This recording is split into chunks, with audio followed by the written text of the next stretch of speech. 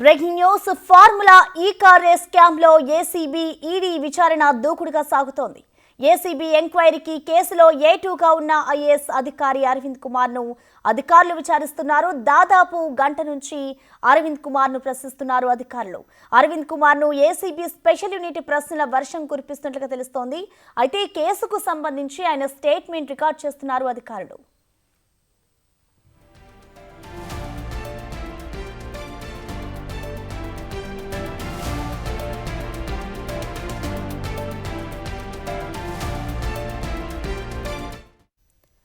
దీనికి సంబంధించిన complete updates ని మా అసోసియేట్ ఇన్పుట్ ఎడిటర్ నగేష్ అందిస్తారు లైవ్ ద్వారా. నగేష్ చెప్పండి, దాదాపు గంట నుంచి కూడా ఇటు ఏసీపీ అధికారులు అయితే అరవింద్ కుమార్ ని ప్రశ్నిస్తున్నారు. సో అప్పటి నుంచి ఇప్పటి వరకు ఏ ప్రశ్నలు సంధించారు, దానికి సంబంధించిన అప్డేట్స్ ఏమైనా వచ్చాయా నగేష్? అంటే విచారణకు సంబంధించి ప్రస్తుతం అయితే అరవింద్ కుమార్ సీనియర్ ఐఏఎస్ అధికారిగా ప్రస్తుతం తెలంగాణ ప్రభుత్వంలోనే విధులు నిర్వహిస్తున్నాడు. నెక్స్ట్ జెన్ సంబంధించిన 46 కోట్ల రూపాయల లావాదేవీలు అంటే ఓవరాల్గా 55 కోట్లకు సంబంధించి అప్పటి ప్రిన్సిపల్ సెక్రటరీగా ఎంఈయూడి డిపార్ట్మెంట్లో తనే విధులు నిర్వహించాడు. నెక్స్ట్ జెన్ సంబంధించి గ్రీన్కో కంపెనీ ద్వారా డబ్బులు ట్రాన్స్ఫర్ అవడం, తదుపరి ఎఫ్ఈఓ కూడా ఇందులో ఎంటర్ అయ్యి ఈ కార్ రేసింగ్ నిర్వహించడం, కానీ ఎలాంటి ప్రతిపాదన లేకుండా కేవలం నోట్ ఫైల్ ద్వారానే అరవింద్ కుమార్ ఇక్కడ ఫైల్ చేయడం అనేది చాలా ఇంపార్టెంట్. ఎందుకంటే అరవింద్ కుమార్ కీ రోల్ వ్యవహరించి అప్పటి మంత్రిగా ఉన్న కేటీఆర్కు సహకరించాడనే ఆరోపణలనే ఈ కార్ రేసింగ్లో అరవింద్ కుమార్ ప్రస్తుతం నిందితుడిగా చేర్చిన పరిస్థితి. అరవింద్ కుమార్ బ్యూరోక్రాట్గా ఉండి 55 కోట్ల రూపాయల వ్యవహారంలో ఎందుకు తను అప్పటి మాజీ మంత్రి కేటీఆర్కు సహకరించాడన్న విషయంపైన ప్రస్తుతం ఏసీపీ అధికారులు అడుగుతున్న ప్రశ్నలకు అరవింద్ కుమార్ సమాధానం చెప్పాల్సిన పరిస్థితి ఏర్పడింది. జాయింట్ డైరెక్టర్గా ఉన్న తరుణ్ జోషితో పాటు ఈ కేసులో ఎస్హెచ్ఓగా ఉన్న మజీద్ హుస్సేన్ కూడా ఒక కొచ్చనీరు తయారు చేశారు. ఎందుకంటే ఏదైతే 9, 10, 11, 12 అంటే 4 సీజన్లకు సంబంధించి అరవింద్ కుమార్ పాత్రను ఇక్కడ అరవింద్ కుమార్ గ్రీన్కో కంపెనీని ఎందుకు ఆమోదించాడు, అసలు ఈ కార్ రేసింగ్ అనేది హైదరాబాద్ నడిబొడ్డున నిర్వహించడానికి గల కారణాలేంటి అంటే 55 కోట్ల రూపాయల మొత్తం వ్యవహారం కాకుండా కూడా 600 కోట్ల స్కామ్కి సంబంధించిన మొత్తం కేసు ఇది. మరి అరవింద్ కుమార్ ఎందుకు మాజీ మంత్రి కేటీఆర్ చెప్పినట్టు నడుచుకొని అంటే వాళ్ళ గవర్నమెంటే బీఆర్ఎస్ వస్తుందని చెప్పి ఆలోచనతోనే అప్పుడు మాజీ మంత్రి కేటీఆర్ అరవింద్ కుమార్ని ప్రెషర్ చేశాడా? సో ఇలాంటి క్వశ్చన్లన్నీ కూడా దాదాపుగా 50-60 క్వశ్చన్లు కూడా అరవింద్ కుమార్ పైన సంధించే అవకాశం కనిపిస్తుంది. ఎందుకంటే కీలకమైన దశలో ప్రస్తుతం కేసు ఉంది, కోర్టుల చుట్టూ కూడా ఈ కేసు తిరుగుతుంది. ఇవాళ కేటీఆర్ సంబంధించిన అడ్వకేట్తో సహా రేపు అటెండ్ అవుతానన్న పిటిషన్ కూడా హైకోర్టు అలో చేసింది. రేపు అడ్వకేట్తో సహా విచారణకు హాజరవుతానని చెప్పి కేటీఆర్ మొన్న విచారణకు వచ్చిన సమయంలో ఏసీబీ అధికారులకు చెప్పి ఇక్కడ హైడ్రామా క్రియేట్ చేసి 40 నిమిషాల పాటు ఉండి తదుపరి తను తెలంగాణ భవన్కు వెళ్ళిన పరిస్థితి. సో మొత్తం ఈ ఎంటైర్ వ్యవహారంలో ఈ కార్ రేస్ స్కామ్ అనేది ఖచ్చితంగా అరవింద్ కుమార్ మెడకు చుట్టుకుందని చెప్పచ్చు. మరి కేటీఆర్ కూడా రకరకాల వాదనలు వినిపిస్తున్నాడు. అంటే మొదట లొట్టపీస్ కేసు అని రకరకాలుగా మాట్లాడే మాటలు కూడా డిఫరెంట్గా ఉన్నాయి. అంటే నాకేం సంబంధం, అధికారులే చూసుకుంటారంటే ఇందులో అధికారిగా ఉన్న అరవింద్ కుమార్, నెక్స్ట్ లెవెల్లో ఉన్న బిఎల్ఎన్ రెడ్డి హెచ్ఎండిఏ అప్పటి చీఫ్ ఇంజనీర్, వాళ్ళిద్దరిపైనే వాళ్ళకు మెడకు చుట్టుకుంటుంది.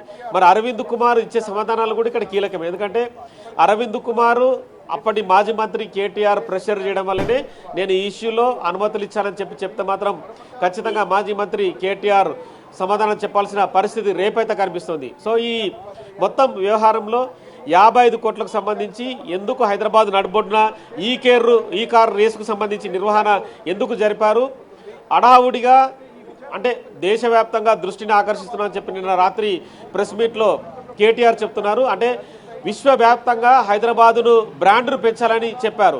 కానీ తన సొంత బంధువులకు సంబంధించిన గ్రీన్కో కంపెనీకే ఆ బాధ్యతలు అప్పచెప్పడం, ఆ స్పాన్సర్షిప్ని గ్రీన్కో కంపెనీ నెక్స్ట్ జెన్ కంపెనీకి అప్పచెప్పడం, మరి ఈ విషయాలన్నీ ఏవి కూడా కేటీఆర్ ప్రస్తావించడం లేదు.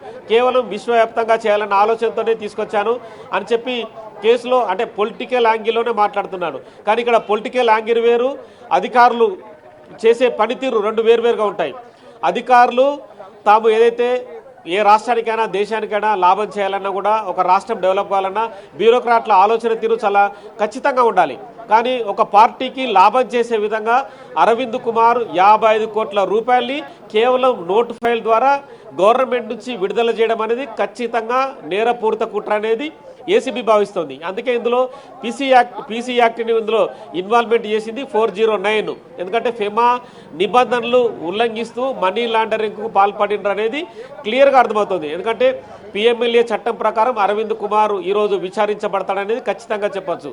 అది కూడా విదేశీ మారకం ద్రవ్యం ద్వారా బ్రిటన్ పౌండ్ల రూపేణా కూడా మనీని తీసుకొచ్చి పార్టీకి ఎలక్టరల్ బాండ్ ద్వారా 49 సార్లు 41 కోట్ల రూపాయలు బీఆర్ఎస్ పార్టీకి ట్రాన్స్ఫర్ చేయడం అనేది కూడా అక్కడ క్లియర్గా అరవింద్ కుమార్ నేరానికి పాల్పడినట్లని చెప్పి ఏసీబీ ప్రాథమిక ఆధారాలన్నీ ఇప్పటికే సేకరించింది. ఈ కేసులో ప్రభుత్వ అధికారే దానకిషోరే స్వయంగా ఏసీబీకి స్టేట్మెంట్ ఇచ్చాడు. అరవింద్ కుమార్ పాత్రని క్లియర్గా తేటతెల్లం చేసి తన స్టేట్మెంట్లో ఏసీబీకి ఇచ్చిన రికార్డులో పేర్కొన్నాడు. ఎందుకంటే అధికారులు బాధ్యతాయుతంగా వ్యవహరించాలి, ఏది అయినా సరే క్యాబినెట్ ఆమోదం పొందాలి, మంత్రిమండలి ఆమోదం పొందిన తర్వాతనే ప్రతి విషయం ముందుకెళ్లే విధంగా చూసుకోవాలని చెప్పి కూడా తను స్టేట్మెంట్లో రికార్డులో పేర్కొన్నారు. కానీ అరవింద్ కుమార్ ఇవన్నీ ఏవి పాటించలేదు. అప్పటి మాజీ మంత్రి కేటీఆర్ చెప్పినట్టే నడుచుకొని 55 కోట్ల రూపాయలని ఉదారంగా ప్రభుత్వం నుంచి ఒక నోటు ఫైల్ ద్వారా విడుదల చేశాడు. కానీ అవి వినియోగంలోకి వచ్చినామంటే అవి కూడా రాలేదు. తమకు నష్టం వస్తుందని చెప్పి నెక్స్ట్ జెన్ 2వ సీజన్కే తప్పుకున్న పరిస్థితి. వాటికి సంబంధించి ఆర్బీఐ నిబంధనలు కూడా ఉల్లంఘించారని చెప్పి కూడా ఇప్పటికే కాంగ్రెస్ పార్టీ ప్రభుత్వం కూడా డబ్బుల రూపేణా 74 లక్షల రూపాయలు గవర్నమెంట్ కూడా చెల్లించింది. సో ఇందులో రకరకాల అంశాలు ఇమిడి ఉన్నాయి. మొత్తం 160 కోట్ల రూపాయలు రోడ్ల నిర్వహణ కావచ్చు, మౌలిక సదుపాయాల పేరిట కూడా డబ్బులు ఖర్చు పెట్టారు. వాటికి కూడా ప్రతి పైసకు కూడా ఇప్పటికి కూడా లెక్కల్ని ఎక్కడ కూడా అరవింద్ కుమార్ రాయని పరిస్థితి. అంటే కేవలం బాసిజం ఉందనే యాంగిల్లోనే అరవింద్ కుమార్ ప్రవర్తించాడనేది క్లియర్గా అర్థమవుతుంది. తన పైన మంత్రి ఉన్నాడు, మాజీ మంత్రి కేటీఆర్ చూసుకుంటారులే, నాకేం సంబంధం ఉన్న యాంగిల్లోనే మరి గాల్లోనే చక్కర్లు కొట్టి ఈ సంతకాలను చేసి నోట్ ఫైల్ ద్వారా డబ్బులు విడుదల చేసినట్టుగా తెలుస్తుంది. అరవింద్ కుమార్ ఇప్పుడు ఏసీబీ వేసే క్వశ్చన్లకు కూడా ఖచ్చితంగా ఉక్కిరి బిక్కిరి కావాల్సిన అవసరం కూడా ఉంది. కానీ అరవింద్ కుమార్ ఒకవేళ మాజీ మంత్రి కేటీఆర్ ఇవన్నీ చేయమన్నాడు, మాకేం సంబంధం, ఆయన ప్రెషర్ వల్లనే మా ఉద్యోగాలకు సంబంధించి కూడా మమ్మల్ని థ్రెటన్ చేస్తుంటామని చెప్పి సమాధానాలు చెప్తే ఖచ్చితంగా కేటీఆర్ కూడా నెక్స్ట్ రేపు జరిగే విచారణలో చాలా ప్రశ్నలే ఎదుర్కోవాల్సి ఉంటుంది. ఎందుకంటే తామేదో తెలంగాణ రాష్ట్రానికి చాలా గొప్పగా నిర్వహించాం, తెలంగాణ రాష్ట్రాన్ని బ్రాండ్ ఇమేజ్ను పెంచాం, తెలంగాణ రాష్ట్రం తమ ఏదో కన్నీటి చుక్కల ద్వారానో లేదా చెమట చుక్కల ద్వారానో వచ్చిందనేది వాళ్ళు పర్సెప్షన్ ప్రతిసారి చేస్తున్నారు. కానీ తెలంగాణ రాష్ట్రం అనేది ఉద్యమాల వేదిక ద్వారా ఎంతోమంది వేలాది మంది ఉద్యమాలు చేయడం వల్ల తెలంగాణ రాష్ట్రం వచ్చింది. ఏ ఒక్క వ్యక్తి ద్వారానో ఒక శక్తి ద్వారానో తెలంగాణ రాష్ట్రం రాలేదని కూడా ఇప్పటికే కాంగ్రెస్ పార్టీ ఆరోపిస్తుంది. సో ఆ రాష్ట్రం ఆ ఇష్యూ పక్కన పెడితే 10 ఏళ్లలో జరిగిన అవినీతి అనేది అది కోకొల్లలం. కేవలం ఇది ఒక ఈ కార్ రేసింగ్ వ్యవహారం కాదు, ఇంకా చాలా విషయాలు కూడా ప్రభుత్వం విచారణ చేపట్టే అవకాశం కనిపిస్తుంది. కేవలం ఒక ఈ కార్ రేసింగ్ వ్యవహారంలోనే మాజీ మంత్రి కేటీఆర్ భయం లేదు, జైలుకి వెళ్తే మాత్రం యోగా చేసుకుంటారని చెప్పి చెప్తున్నారు. కానీ హైకోర్టు, సుప్రీంకోర్టు మెట్లు ఎక్కుతూ రకరకాలుగా అరెస్టు చేయకుండా నిరోధించమని చెప్పి కోర్టులను అడుగుతున్నారు. ఇవాళ సుప్రీంకోర్టులో అంటే విచారణ ఉండకపోవచ్చు, రేపు ఉండొచ్చు. ఇప్పటికైతే ఆ కేసు కూడా లిస్ట్ అయింది. మరోవైపు ఏసీబీ అధికారులు అడిగే ప్రశ్నలకు సమాధానం చెప్పలేని స్థితిలో కేటీఆర్ ఉన్నాడని కూడా ఇక్కడ క్వశ్చన్ మార్క్. ఎందుకంటే అడ్వకేట్ లేదే ఇదే ఏసీబీ ఆఫీస్కు విచారణకు రానంటున్నాడు. అంటే అడ్వకేట్ పక్కనుంటే సలహాలు సూచనలు తీసుకొని సమాధానాలు చెప్తాడనేది కూడా ఇక్కడ ఖచ్చితమైన కీలక అంశం. ఏ వ్యక్తి అయినా కూడా ఒక పోలీస్ స్టేషన్లో కానీ ఒక ఇన్వెస్టిగేషన్ ఏజెన్సీలో కేసు నమోదైతే ఖచ్చితంగా ఆ వ్యక్తి సమాధానాలు చెప్పాలి. కానీ మాజీ మంత్రి కేటీఆర్ మాత్రం చట్టం తెలిసి న్యాయం తెలిసి కూడా రకరకాలుగా తప్పించుకునే ప్రయత్నం అయితే కొనసాగిస్తున్నాడు. కానీ ఇవాళ అరవింద్ కుమార్ ఇచ్చే స్టేట్మెంట్ మాత్రం కేటీఆర్ రేపు ఎదుర్కొనే ప్రశ్నలకు అరవింద్ కుమార్ ఇచ్చే ఆన్సర్లు కేటీఆర్ ముందు కూడా ప్రస్తావిస్తారు. కేటీఆర్ కూడా వాటికి ఎలాంటి సమాధానాలు చెప్పాల ఉన్నాడనేది కూడా చూడాల్సిన అవసరం కనిపిస్తుంది.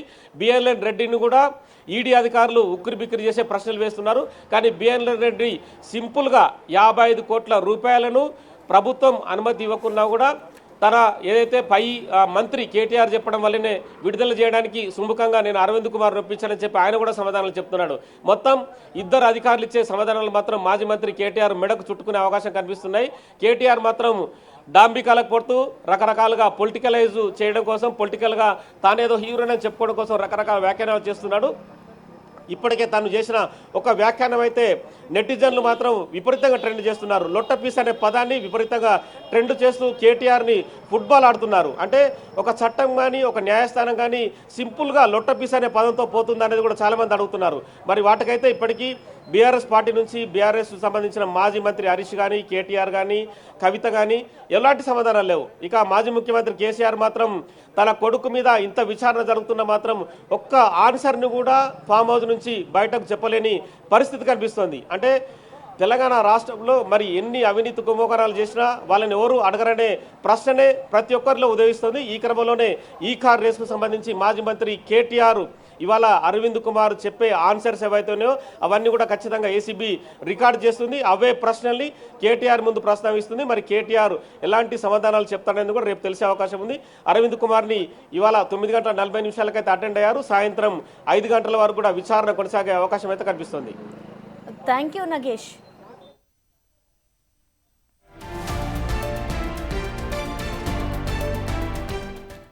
ఇటు మరోవైపు ఈడీ ఆఫీసులో కూడా హెచ్ఎండిఏ మాజీ చీఫ్ ఇంజనీర్ బిఎల్ఎన్ రెడ్డిని సైతం ఆఫీసర్లు ప్రశ్నిస్తున్నారు. దానకిషోర్ ఇచ్చిన స్టేట్మెంట్ ఆధారంగా ఈడీ ప్రశ్నిస్తోంది.